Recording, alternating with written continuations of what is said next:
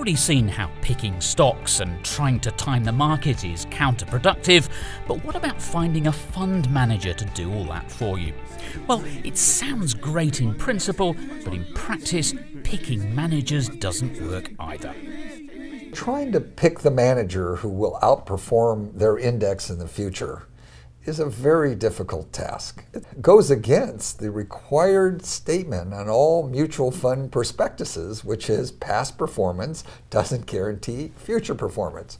There's a very good reason that the SEC requires that, and there's basically has not been any evidence that a manager's past good results will replicate in the future. In a study of active fund performance between 2004 and 2017, Morningstar found that an average of only 8.77% of the top 100 fund managers repeated their performance the following year.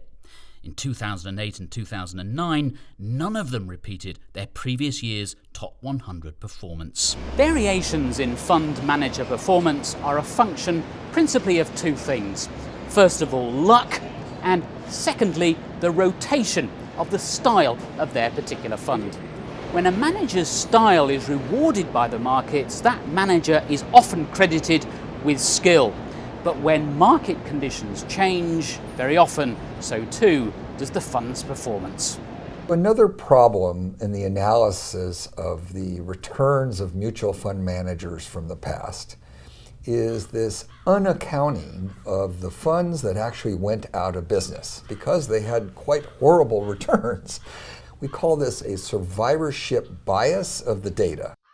Survivorship bias completely skews performance tables.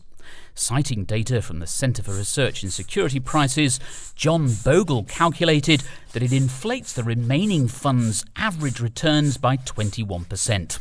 A Spiva study found that for the 15-year period to the end of December 2017, only 44% of actively managed funds across all categories survived. Even large institutions and pension plans chase performance, much to their detriment. Many of them hire outside consultants at great expense to choose funds for them. A study by Amit Goyal and Sunil Wahal found that hiring and firing fund managers was a waste of time and money.